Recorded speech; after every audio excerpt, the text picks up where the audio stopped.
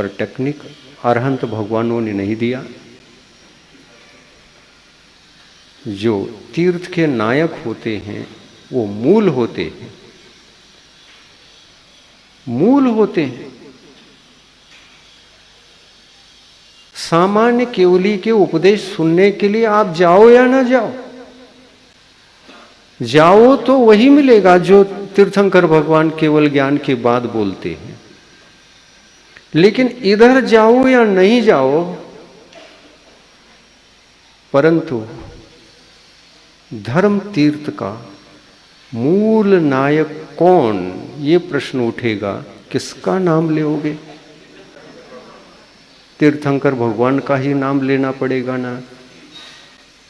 तो हमारे धर्म तीर्थ के मूल नायक वो होते हैं, वो तो धर्म के राजा हैं। फिर तुम राजा का सुनोगे क्या प्रजा का सुनोगे? और प्रजा भी वही बोल रहा है जो राजा बोल रहा है, लेकिन प्रवचन सुनने, समझने, न्याय मांगने राजा के पास जाओगे क्या प्रजा के पास न्याय मांगोगे? तो इस धरती के धर्म तीर्थ के मूल नायक तो तीर्थंकर हैं। पश्चात उनके अभाव में फिर इनका नंबर आता है। पिता का मरण हुआ तो उसका अधिकारी बनता है ना? लेकिन पुत्र सो पिता है क्या? नहीं है, नहीं है। तो पिता कौन? पिता कौन? जो परिपूर्ण हो। और दुनिया के हर पिता परिपूर्ण कभी नहीं होते। होते एकाध ही हुआ करता है। और एकाध ऐसे पिता जो इस लोक में होते हैं वो मूल नायक माने जाते हैं। ऐसे ही हमारे तीर्थंकर मूल नायक हैं और बाकी तो पुत्रवत हैं। मूल नायक एक ही होता है जो अपने आप में परिपूर्ण होता है और 46 मूल गुण के धारी होता है। ये 46 मूल गुण सभी अरहंत परमेष्टियों के पास होते हैं, ऐसा आगम में उल्लेख नहीं मिलता। और 46 जिसके पास है वो मूल नायक कहा जाता है।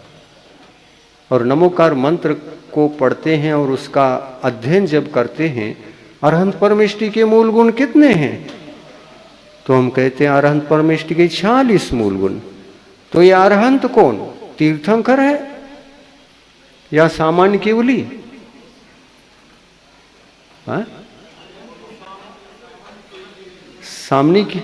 सामान्य केवली क्या 46 मूल गुण के धारी होते हैं? नहीं होते, कभी नहीं होता है। ये 46 मूल गुण तो उन्हीं के होते हैं जिनको तीर्थंकर प्रकृति का बंद होने पर किसी भव में जाकर तीर्थंकर बने। उनके 46 मूल गुण नियम से होते हैं, बाकी का नियम नहीं है।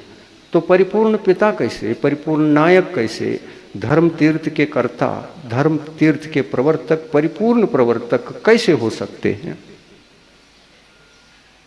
तो इस भारतवर्ष के धरती में धर्म तीर्थ का मूल नायक कौन है, इस प्रश्न का उत्तर खोजोगे तो आपको तीर्थंकर का नाम लेना ही पड़ेगा, कोई रास्ता नहीं। हाँ ठीक है, किसी भी तीर्थंकर को मान लो, सभी तीर्थंकर समान होते हैं। जो जो तीर्थंकर प्रकृति का बंद करके तीर्थंकर अवस्था में घाती कर्म को नाश करके अरहंत पर्याय को प्राप्त कर लिया, अरहंत अवस्था को प्राप्त कर लिया, उनको कहते हैं तीर्थंकर। और फिर सभी तीर्थंकर कोई भी हो वो परिपूर्ण हैं। परिपूर्ण का तात्पर्य गुणों से परिपूर्ण है। और उनके पास नियम से, चाहे महावीर हो, चाहे आदिनाथ हो, चाहे पार्श्वनाथ हो, कोई भी तीर्थंकर हो, 46 में से एक भी गुण से कम नहीं रहते। और इसलिए सभी धर्म नायक हैं। आदिनाथ के सामने उनके समोशरण में कई केवल के सामान्य केवली बैठे रहते हैं, वो पुत्र ही कहलाएंगे, क्योंकि पुत्रों में कमी रहती है। अरहंत बनने के बाद भी 46 नहीं है। पुत्र कभी भी अपूर्ण रहता है, पुत्र का नाम ही है जो अपूर्ण है। शिष्य उसी का नाम है जो अपूर्ण है, और गुरु उन्हीं का नाम है जो पूर्ण है। समझ में आया? समझने की बातें बहुत हैं, लेकिन समय की पाबंदी है, और समय के भीतर पूर्ण भी करना चाहिए। नहीं, जो पूर्ण करेंगे तो समस्या उत्पन्न होती है, ऐसे लोग बोल नहीं रहे हैं, इसलिए मैं पूर्ण ही करता हूं फिर। देखिए, जीवन जीने की शैली को बहुत कुछ सीखना है। ऐसे प्रवचनों को, ऐसी शिक्षा की बातों को गुरु के मुखारविंद से सुनोगे तो ही तुम व्यक्तिगत रूप से और अपने परिवार में और अपने देश में सुख का जीवन जी पाओगे। आध्यात्मिक तत्वों की शरण में आओ, अहिंसा की शरण में आओ। अहिंसा को कमजोर मत समझना, ये बड़ी भूल होगी, और ये भूल हुई थी, इसलिए इसी भूल के कारण से लोग, इस धरती पर रहने वाले मानव, अहिंसा को छोड़ छोड़ कर मैं शूरवीर, हिंसा तो होती है, हिंसा ही सुख का उपाय है कह करके छोड़ करके इधर से उधर चले गए, और उनकी संख्या बढ़ गई। यही कारण है आज विनाश के कगार पर विश्व खड़ा है। एक हिंसा का पक्ष हो गया और एक अहिंसा का, और हम कहते हैं निराकुल जीवन सदा जियो। आपको लगता है निराकुलता का जीवन जिएंगे तो हमको जीने नहीं देंगे, हमको भी मारेंगे, तो फिर क्या करोगे? मैं ऐसा करूंगा, वो मार रहा है तो मैं भी मारूंगा। क्यों? क्योंकि इसके अलावा मेरे जीवन जीने का कोई उपाय नहीं, इसलिए मारूंगा। और हिंसा का मार्ग कदाचित वे आपने अपना लिया तो आपको विश्वास किस पर हुआ? हिंसा से ही सुख मिलता है, मारने में ही सुख है। तो उनकी संख्या बढ़ रही थी, बढ़ते उनकी संख्या बढ़ गई विश्व में। अब सभी हिंसा के पथ पर ही चल रहे हैं। हिंसा अगर शांति का मूल है तो बताओ ना, अस्त्र शस्त्र ले करके शांति को सिद्ध करके दिखाओ ना। सब देशों में शांति लाके बताओ। इन अस्त्र शस्त्रों को लेकर, इनसे डराकर, धमकी देकर, क्या ये मार्ग है? तो मार्ग कौन सा? अहिंसा ही मार्ग है। और अहिंसा के शस्त्र को, कैसा शस्त्र? सम्यक ज्ञान का शस्त्र। कैसा शस्त्र? विवेकपूर्ण, मन वचन काय की प्रवृत्ति विवेकपूर्ण होना, ये शांति का मार्ग है क्या नहीं? बोलते समय सोच के बोला, ये क्या आपका शस्त्र नहीं? ये शस्त्र आपको भी शांति दिलाता है और दूसरे को भी शांति दिलाने के लिए मजबूर करता है। सोचो, समझो और मेरे से बोलो। कहेगा क्या नहीं कहेगा? नम्रता से कहेगा या असहनशीलता से कहेगा? आकुल व्याकुल होकर के कहेगा या नम्रता से कहेगा? समझ में आ रहा है कि नहीं आ रहा है? आकुल व्याकुल होकर के कहेगा तो हिंसा के पक्ष में गया। आकुल व्याकुल वही व्यक्ति होता है जिसके पास सहनशीलता नहीं है, उसमें आकुलता जगती, जल्दी बोलो जल्दी बोलो। तो ये वाक् युद्ध जो होता है सोचे समझे बिना, इसी को अज्ञान कहते हैं, अविवेक कहते हैं। और ये अविवेक हमको भी दुखी बनाता है और दूसरे के लिए भी दुखी होने के लिए मजबूर करता है। ऐसा करो तो ठीक, नहीं तो देख, साम दाम दंड मेरे पास सब कुछ है। अरे साम दाम दंड ये वचनों तक सीमित होते तो बहुत अच्छा था। वो वचन आगे बढ़ गए तो ज्यादा ही बिगड़ गया, और ज्यादा ही बिगड़ गया तो मैत्री भाव समाप्त हो गया। और फिर क्या किया, अब बंदूक तैयार करो, और क्या हो, परमाणु बम तैयार करो, वैसा बम, हैंड बम, परमाणु बम, एक साथ विश्व को जलाने का ही बम अपने पास रहेगा तो विश्व को शांति मिलेगी। तो शांति का उपाय शस्त्र है या सम्यक ज्ञान है, ये विचार करिए। हाँ, सम्यक ज्ञान है, और ये सम्यक ज्ञान हमारे मूल नायकों ने दिया है। वो 24 ही हो चुके चतुर्थ काल में, इनकी ही कृपा से आज विश्व जीवित है अभी तक। अन्यथा वो अहिंसा व्यर्थ था, वे मूल नायक की बातें काम में नहीं आने वाली थी तो विश्व कहीं उसी समय जल गया होता। आज हम धरती पर जन्मने के लिए जगह ही न होती।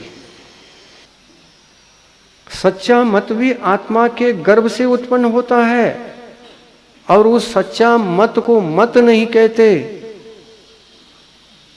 उसको तो जीवन कहते हैं, मत नहीं। वो सुख का परिपूर्ण एक आदर्श जीवन है, वो मत नहीं। जो जीवन से भिन्न होता है वो मत हुआ करता है, उसमें अज्ञान पलता है, उसमें कषायें पलती है, उसमें असहिष्णु होकर असहिष्णुता पलती है, उसमें अनर्थ ही अनर्थ कार्य उत्पन्न करने की शक्ति पलती है। ऐसा तो यह आध्यात्मिक तत्व है, विचारनीय है, विचार के लिए बाध्य करते हैं। आप तत्वों को साथ दें, और साथ किसी दूसरे के लिए नहीं, सर्वप्रथम तत्वज्ञानी बने और स्वयं के लिए बने। अगर आपकी आत्मा तत्वज्ञानी बन जाए तो निश्चित रूप से आपका प्रभाव पर जाएगा, दूसरे के ऊपर जाएगा, और वह फैलता फैलता फैलता ये तत्वज्ञान विश्वव्यापी बनेगा। आप बांटोगे, स्वयं जीवोगे, स्वयं तत्वज्ञान को बांटोगे, तो यही कार्य करने के लिए भगवान महावीर ने संदेश दिया, जीवो और जीने दो। ये आध्यात्मिक तत्व है, ये अहिंसा तत्व है, ये सत्य तत्व है, क्षमाशील तत्व है, सहिष्णुता का तत्व है। कोई अज्ञानी गड़बड़ कर रहा है तो उनको शस्त्र से मारने का उपाय सही उपाय नहीं है। उसको आध्यात्मिक तत्व ज्ञान के शस्त्र से मारोगे, वो भी बचेगा और हम भी बचेंगे। ये सूत्र है, इस सूत्र को जीवन में साकार करने का आप सभी प्रयास करें। आज के उपदेश से बहुत कुछ मिला है। आप चिंतनशील हो जाएं। जब तक आपकी आत्मा चिंतनशील नहीं होगी तब तक न स्वयं का कल्याण कर सकेगी और न ही विश्व का, पर का, किसी परिवार का, पुत्र का कल्याण कर सकेगी। इसलिए घर घर में ये सप्त तत्वों का ज्ञान, इसका चिंतन, इसका अध्ययन, इसका मनन चलना चाहिए और इसका प्रचार प्रसार होना चाहिए। आध्यात्मिक तत्व ज्ञान का जितना प्रचार करो अच्छा ही है, नुकसान कुछ नहीं है। और ऐसा प्रचार प्रसार करते करते एक एक आत्मा आध्यात्मिक हो जाए तो ये विश्व का नाश होता है ऐसा जो दिखाई दे रहा है वह तिरोहित हो जाएगा। भविष्य की वह विनाशकारी घटना का तिरोहित होना नियम है और वो तिरोहित होगा। लेकिन सबको चिंतन करना, पुरुषार्थ करना, इन तत्वों को समझना आवश्यक है। आप समझे, स्वाध्यायशील रहें, आत्मा का कल्याण करना आपका टारगेट बने और आत्म कल्याण का ही रास्ता बताने का सदा आप प्रयत्न पुरुषार्थ करते हैं तो जीवो और जीने दो का जो यह भगवान महावीर का तीर्थ नायक का संदेश था वो पहले स्वयं में जागृत हो और फिर बाद में आदहिदम कादवम कहा था कल, आत्मा का हित करना चाहिए आध्यात्मिक तत्व ज्ञान से। परहिदम च कादवम, तो पर का भी हित करना चाहिए। किससे? अस्त्र शस्त्र वगैरह बांट करके। लो इधर आओ, ये शस्त्र लो, शस्त्र लोगे तो तुम्हारे देश की रक्षा होगी। शस्त्र बांटना नहीं, ये तात्कालिक उपाय हो सकता है, अपनी रक्षा का उपाय हो सकता है, लेकिन सुख शांति का उपाय तो कदापि नहीं हो सकता है। तो स्थायी जो शस्त्र है उसको तैयार करो, वो है आध्यात्मिक तत्व का ज्ञान। और उसके ज्ञान होने पर हमको जीवन जीने के लिए मौका मिलेगा। और ऐसा पुरुषार्थ करो, ऐसा प्रयास करो तो सब कुछ ठीक हो सकता है। समय हो गया है, महाराज ने भी हमको संदेश दे दिया और जिनवानी बोल करके पूर्ण करेंगे। प्रभु देव तुम्हारे पवित्र मुख से निसृत जो शीतल वाणी, जग जन मन के मल को धोती, अतः कहाती जिनवानी। जयवंतो माँ जग में तब तक जब तक सूरज चांद रहे, शीश नवाते कर्म हरो माँ, अब तक हम विषयांध रहे, अब हम ना विषयांध रहे। जिनवानी माता की जय।